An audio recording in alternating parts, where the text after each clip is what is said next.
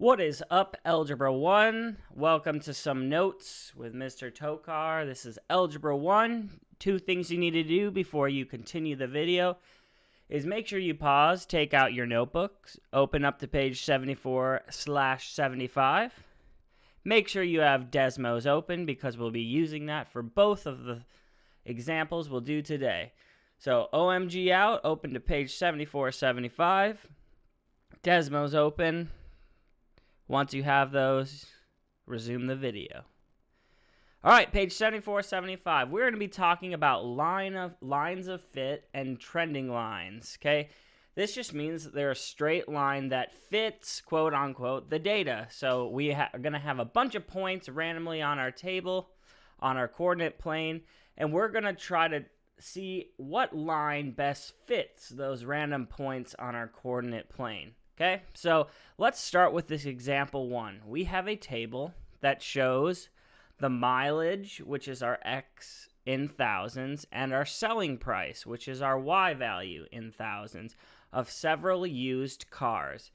So we're given a table with X as our mileage in thousands and our price in thousands of some used cars. Okay, so we have 3 steps here to set this up in Desmos, and then from there, we're going to talk about what we see.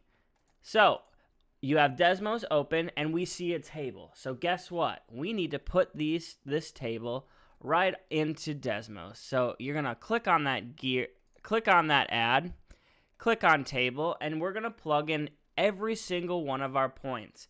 So pause the video and plug in all 6 of these points into your table. Okay, so let's plug them in. We have 2216. We have 1417. We have the point 1817. The point 3014. The point 818. And the point 2415. All your points are in there, and you may notice, hey, like I don't see my points. Well, these values are a lot larger than 10, so we're going to zoom out and move our graph till we see our points. Okay, so make sure all of your values match mine, and make sure all of your points are showing up in the coordinate plane and that you can see them. Okay, so we've put in our table, and we need to figure out what line best fits these dots. You can kind of see there's a little bit of a pattern. We have these dots that are kind of going down, so you can imagine a line that would fit through the data. Okay, so let's find that line. So when we have a table, it's time to use our cheat code. So let's put in your cheat code. Go ahead, pause the video, and put in your cheat code. Okay, so you put it in. You put in Y1 squiggly, MX1 plus B. Okay, now we can see a line that kind of fits our data points. We have these 6 data points, and you can see how this line kind of runs right through them. Okay, so after we have our Y1, our MX1 plus B in, we have all of these things, and there's 2 of them we're super familiar with, and that's our M value and our B value. What I'm going to do is make this a little bigger so you can see. There's our M value and our B value. Now, a lot of times they're going to be gross, nasty decimals, and that's okay. We're just going to round them to probably about 2 decimal places. Okay, so let's write our equation of our line that fits our data. Okay, so if we look, our M value, let me switch to a better pen. My M value, after my cheat code, is about negative 0.18. And my B value is 19.72. Got to bump up the 1 because of the 6. Okay, so because I have my Y and my B, then I'm all set to go and write my equation. So the equation of my line of fit, is Y equals negative 0.18x plus 19.72. So this is my line of best fit. This is the line that represents the trend of that data. And you can see that our line is trending downwards, okay? And that makes sense because we have a negative slope. So yesterday you talked about correlation. So Correlation is a fancy word that talks about how well does our line fit. And right now you can see our line fits pretty well, but not all of our points are on that line. Okay? If you have an R value of 1, that means you have a strong positive and it's a perfect line. If you have a -1, that means your line goes down and you have a perfect line. Okay, then there's everything in between. So what you're going to want to look at is your R value. So here's our R value. Our R value is -0.9685. So I'm going to write that down. My R value is -0.9685. Okay, this R value tells us how strong our line of best fit. How well does it correlate to the data? Okay, -1 and +1 mean those lines are perfect. So -0.9685 is really, really close to -1. And the reason it isn't -1 is because not all the lines are exactly on our line, or not all our points are exactly on our line. So because our R value is -0.965, we would say this is a strong negative correlation. It's really, really strong because that number is really close to -1. Okay, and it's a strong negative because our R value is negative and our line goes downwards. If our line were going upwards, we would say it's a strong positive if it was really close to 1. Okay, so here we have our equation. We have our R value that's found underneath our cheat code. And from that R value, we're able to say if it's a really strong negative, might be a weak, and it might have no correlation if it's 0. Okay, 2 more things we want to talk about. Let's interpret the slope and the intercepts. Let's talk about the slope and the intercepts. Our M value is our slope. Our slope tells us that 1, we're going downwards. Because we're going downwards, what can we say about these used cars?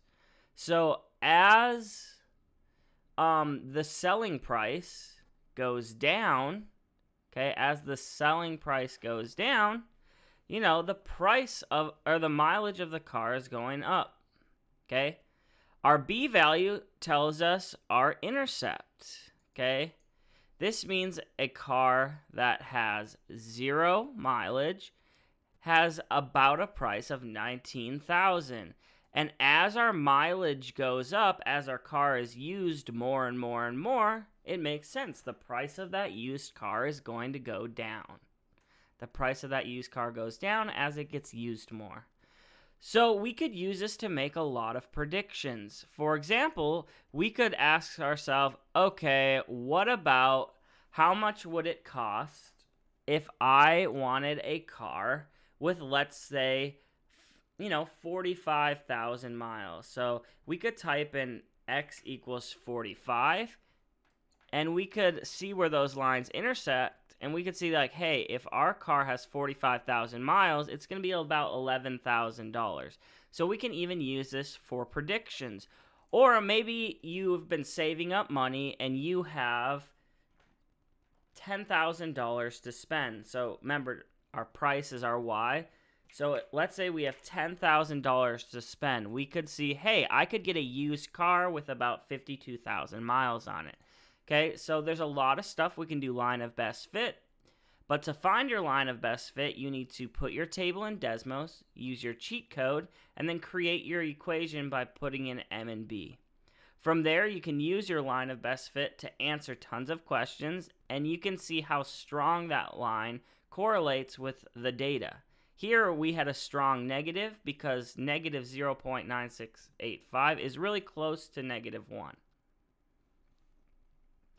Okay, pause the video. Make sure you got all of this down in your notebook. Make sure you plugged everything into Desmos and are getting the same numbers as me. Okay, on to page 75. Okay, so let's look at page 75. And I'm going to make this a little bit bigger and then we'll go back to splitting the screen because we will need Desmos. Let me make sure it all fits up nicely. Okay, so here, instead of getting a bunch of data points in a table, we're given a graph. So pause the video, copy down the table, copy down your 4 steps.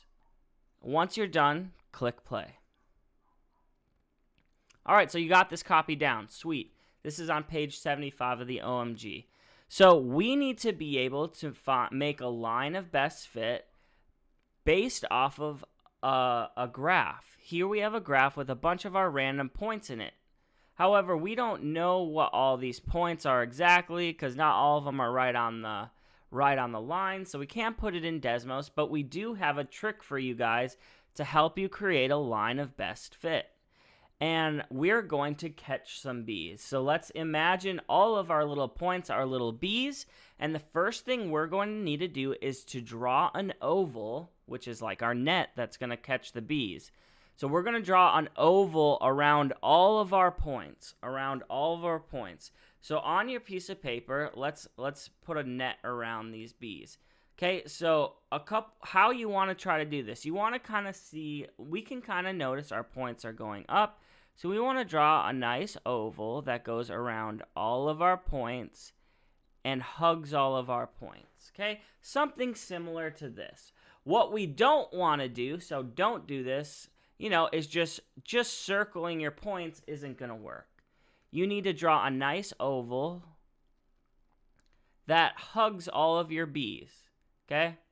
Once you have your oval nice and drawn, which is our net catching our bees, you need to make a dot at each end of the oval. So I'm going to make a dot right here at the start, and I'm going to make a point right here at the end of my oval, okay? So I drew my net around my bees, and I put little points on the ends of my oval that I've drawn. Okay? So bees are in the net. There's a dot at each end of the oval, and now it is time to connect those dots. So I am going to take out my line drawing tool. You can use the side of your ID or the edge of your phone, because we're going to draw a nice line that goes right through our 2 black points that we drew. So these are going through the points I made on my graph. They're not going through the green dots. Okay, so your line is through your oval. Okay, so now we're going to use this black line, and we're going to try to pick 2 points that are on the black line, okay? So we might have to make them. Sometimes it might go through a green point. It doesn't look like I have any green points, so I'm going to have to make some points that are on this line. So we're going to look for some pretty points that are right on the line. So, for instance, if I look, here's 3. Am I on the highlighter? No. Okay, perfect. I'm going to do it in red.